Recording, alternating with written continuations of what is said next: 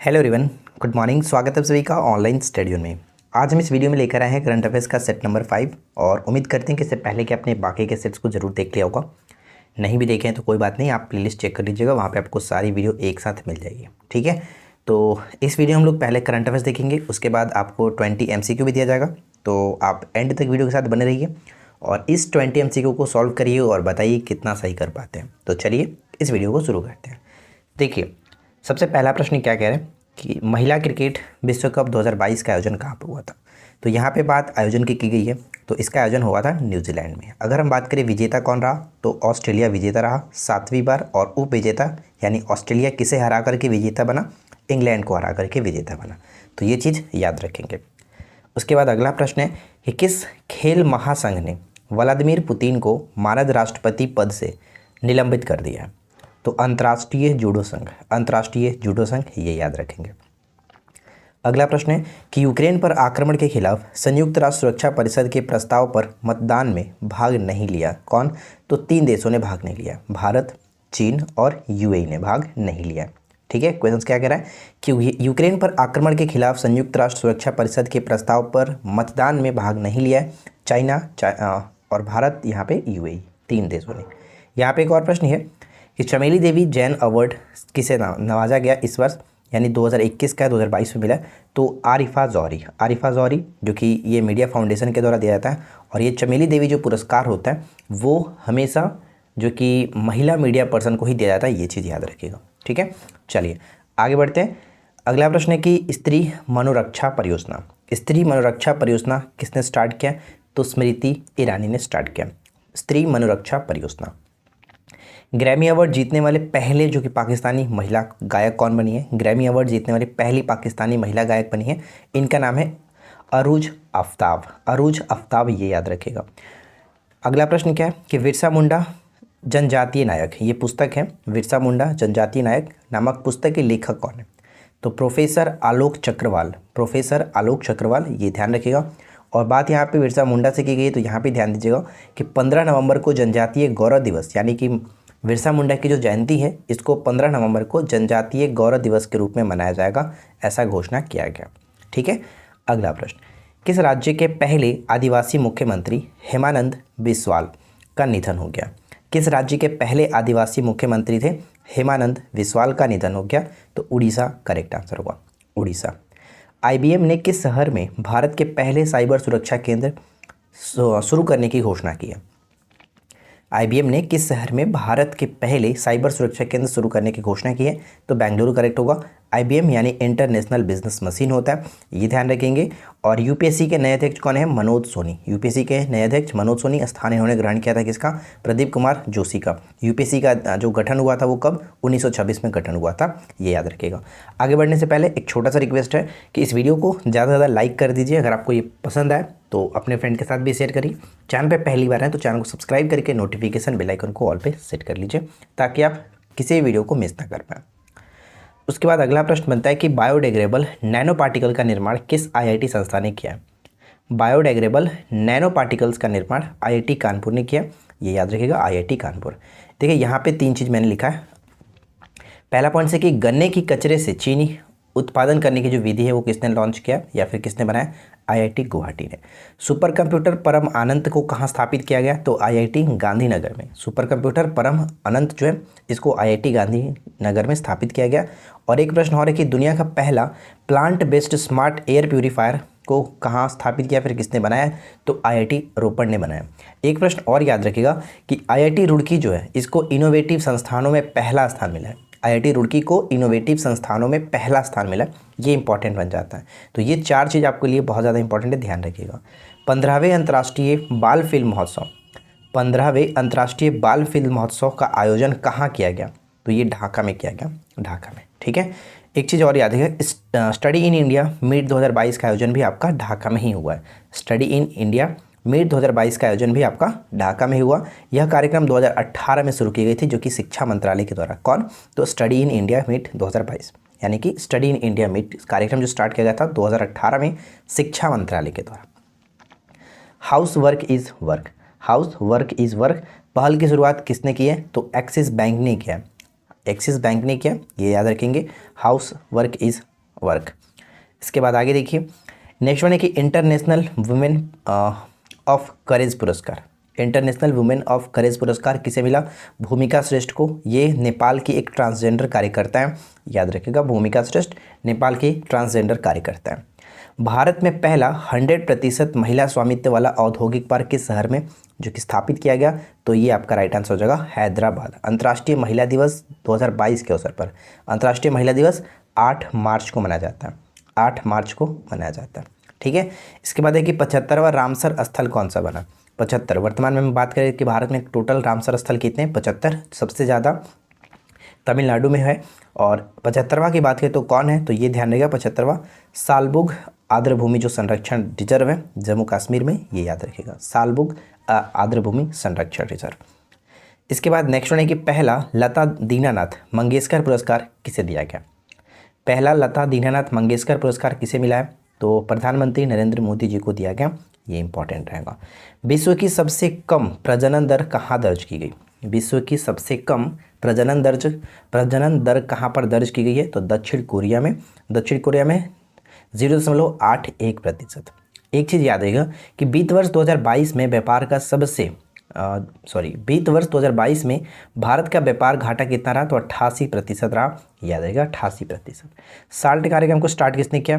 तो साल्ट कार्यक्रम आंध्र प्रदेश के द्वारा स्टार्ट किया गया और साथ साथ स्त्री कार्यक्रम भी स्टार्ट किया गया यहीं से, ये चीज़ ध्यान रखिएगा, आंध्र प्रदेश से ही।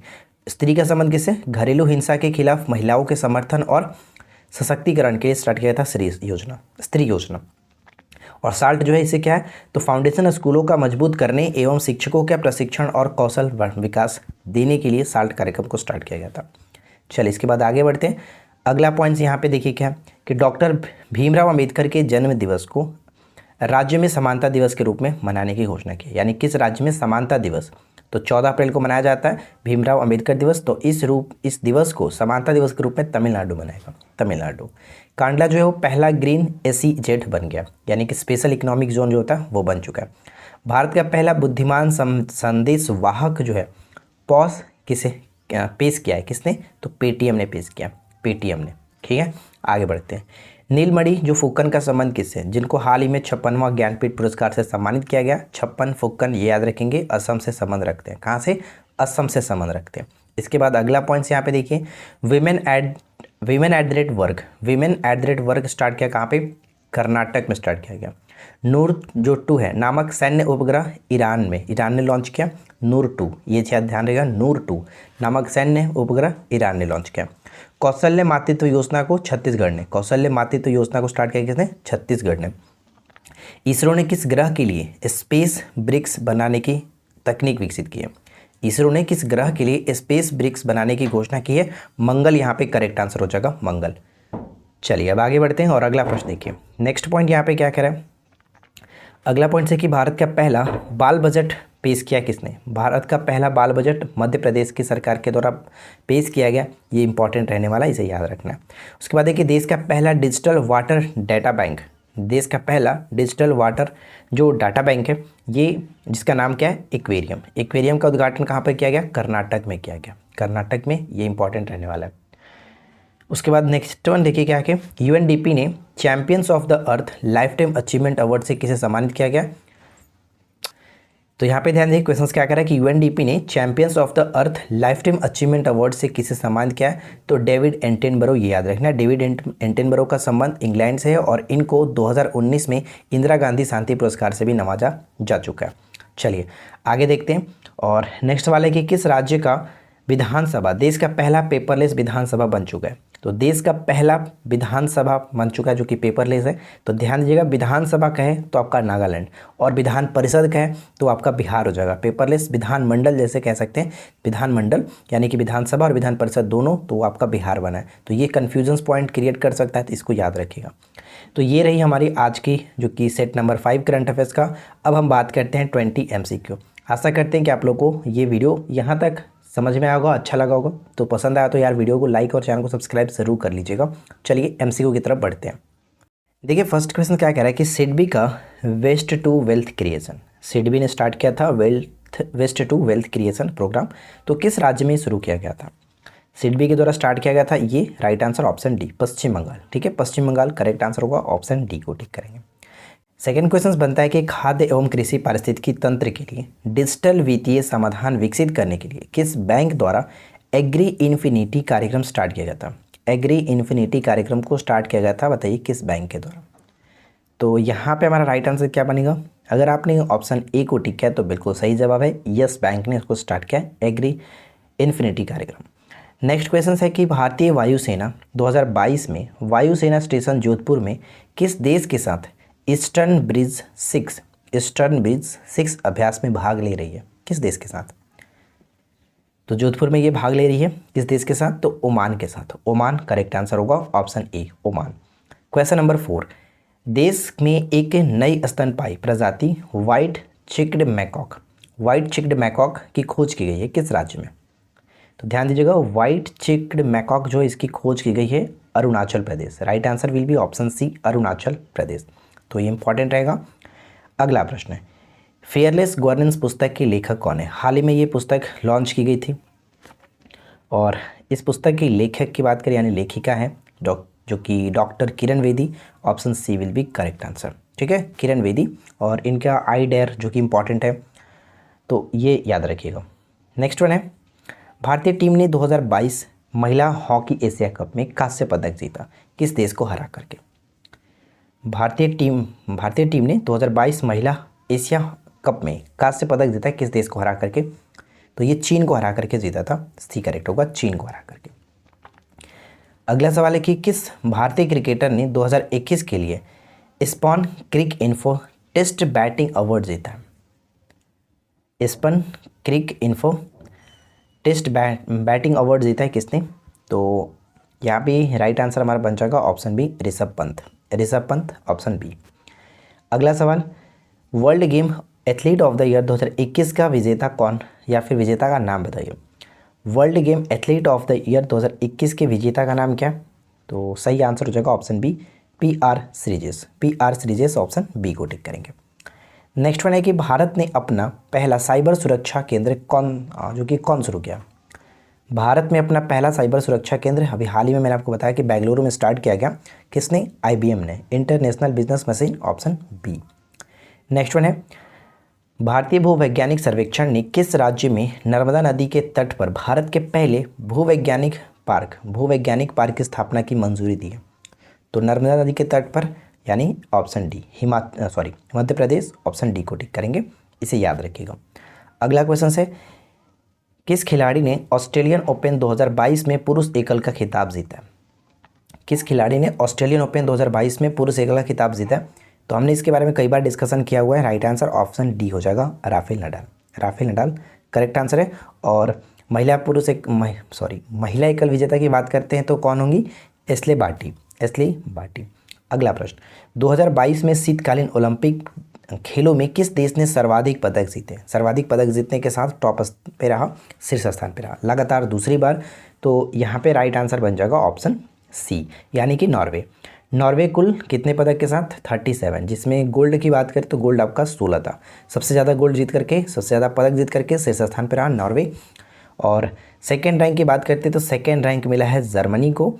थर्ड रैंक किसे मिला, ये भी याद रखिएगा, थर्ड रैंक चाइना को मिला है। फोर्थ रैंक इसमें यूएसए को मिला। और अगर इसमें भारत की बात करें तो भारत का रैंक इसमें नहीं है, क्योंकि भारत ने कोई पदक जीता ही नहीं है इसमें, ये याद रखिएगा। ठीक है, इसका आयोजन कहाँ पे हुआ था, शीतकालीन जो ओलंपिक हुआ ये बीजिंग में आयोजन किया गया था 4 से 20 फरवरी 2022 के बीच। चलिए आगे बढ़ते हैं, नॉर्वे इसमें टॉप पे रहा। कोप साउथ 2022 किन देशों के बीच एक संयुक्त एयरलिफ्ट अभ्यास है। कोप साउथ 22, तो यहाँ पे राइट आंसर क्या बन जाएगा, बांग्लादेश और संयुक्त राज्य America. Option A correct answer है, बांग्लादेश और संयुक्त राज्य अमेरिका। क्वेश्चन नंबर 14 है कि केंद्र ने हाल ही में दीपक दास के स्थान पर किसे लेखा महानियंत्रक के रूप में शपथ दिलाई है। दीपक दास के स्थान पर अब कौन है लेखा महानियंत्रक कौन है, तो Sonali Singh, C will be right answer Sonali Singh. अगला सवाल, राष्ट्रीय विज्ञान दिवस 2022 का विषय क्या है। राष्ट्रीय विज्ञान दिवस 2022 का विषय क्या है। तो ध्यान दीजिएगा, यहाँ पे हमारा राइट आंसर बन जाएगा ऑप्शन डी हो जाएगा correct answer, integrated approach in SNT यानी कि science and technology for sustainable future, ये आपका राष्ट्रीय विज्ञान दिवस जो कि 28 फरवरी को प्रत्येक वर्ष मनाया जाता है CV रमन की जयंती के रूप में। चलिए अगला प्रश्न है, हाल ही में संघाई सहयोग संगठन की पहली सांस्कृतिक और पर्यटन राजधानी के रूप में किसे चुना गया? संघाई सहयोग संगठन की पहली सांस्कृतिक और पर्यटन राजधानी के रूप में किसे चुना गया? तो यहाँ पे सही आंसर बन जाएगा ऑप्शन ए यानी कि Varanasi. Varanasi is the right answer, option A. Next one है कि हाल ही में नाटो शिखर सम्मेलन 2022 कहाँ आयोजन किया गया?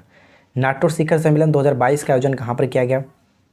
तो सही आंसर हो जाएगा ऑप्शन सी यानी मैड्रिड। ठीक है, स्पेन की राजधानी मैड्रिड में नाटो शिखर सम्मेलन का आयोजन किया गया। अगला सवाल है कि हाल ही में भारतीय सेना ने कहाँ सुरक्षा मंथन 2022 का आयोजन किया? सुरक्षा मंथन 2022 का आयोजन किया है कहाँ पर? तो ये आपका जोधपुर में किया गया था, सी करेक्ट आंसर होगा जोधपुर। आगे देखिए अगला है कि हाल ही में DRDO ने कहाँ अभ्यास high speed expendable aerial target, जिसको हीट कह सकते हैं, हीट का परीक्षण किया? DRDO ने कहाँ पर किया इसका परीक्षण? उड़ीसा में। ठीक है, उड़ीसा में, उड़ीसा से चांदीपुर में किया गया होगा, तो ऑप्शन डी होगा। फाइनेंशियल एक्शन टास्क फोर्स के नए अध्यक्ष के रूप में किसे नियुक्त किया गया या फिर कौन है?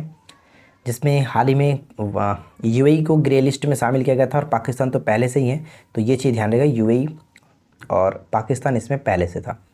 तो इसके अध्यक्ष कौन है? T Raja Kumar, option B हो जाएगा करेक्ट आंसर। तो देखिए फ्रेंड्स, यहाँ पे फाइनली हमने 20 MCQ को भी कवर किया और आपका सेट भी हमने सेट नंबर 5 को देख लिया, जो कि काफ़ी अच्छे तरीके से। तो उम्मीद करते हैं कि आप लोगों को ये वीडियो अच्छा लगा होगा और ये वीडियो आपके लिए कहीं ना कहीं हेल्पफुल रहा होगा।